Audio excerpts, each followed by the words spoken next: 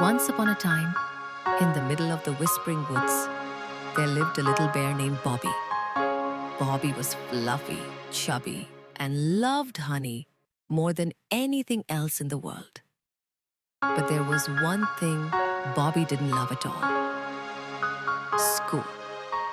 Every morning, when the birds chirped and the sun peeked through the trees, Bobby's mama bear would gently shake him awake.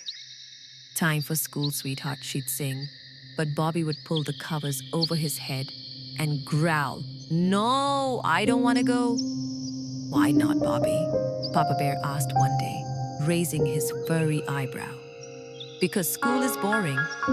I already know how to growl, catch fish, and nap. What else do I need?" Bobby grumbled. Mama Bear chuckled. "Oh, my little grizzly, there's more to the world than growling and fish."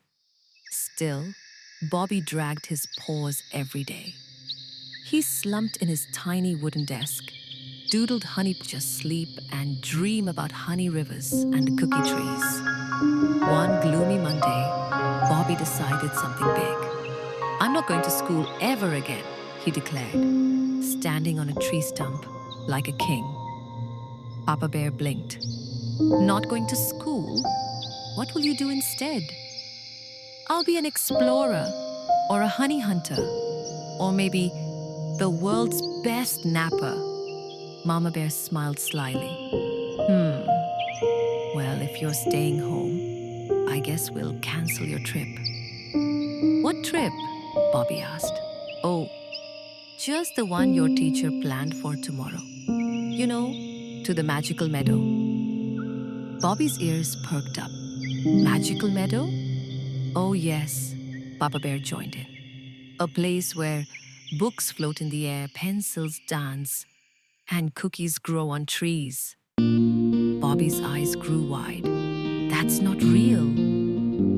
"Then I guess you won't mind missing it," Mama Bear said, hiding a wink. Now Bobby was curious. That night, he tossed and turned. What if the magical meadow was real? What if I missed the cookie trees? The next morning, Bobby leapt out of bed.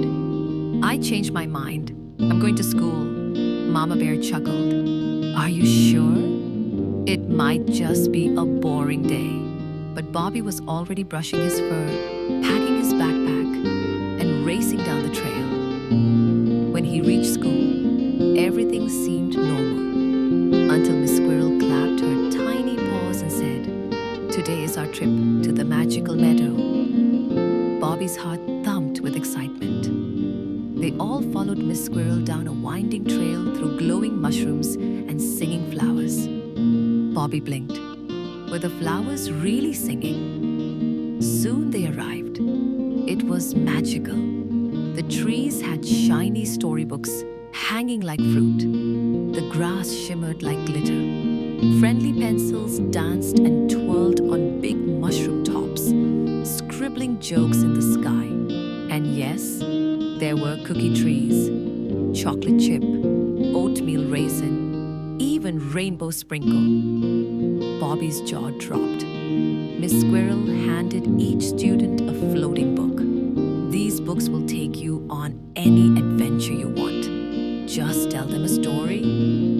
Bobby held his book tightly and whispered, "I want to fly like a dragon." Whoosh!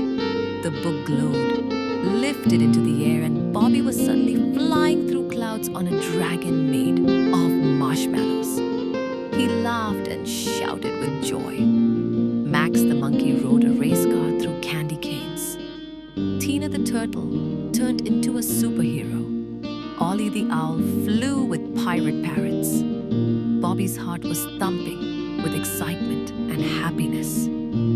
"School is amazing," he shouted. After the most magical day of his life, the class returned to their regular classroom. Everything seemed normal again, but Bobby was different. The next day, Bobby jumped out of bed, even before Mama Bear called him. "Time for school," he shouted. Mama Bear smiled. "No more explorer dreams?" "Oh, I still want to explore, but But I'll start with school. Who knows what adventures I'll find next? And from that day on, Bobby the bear never growled about school again. He knew that behind every lesson, every book, and every question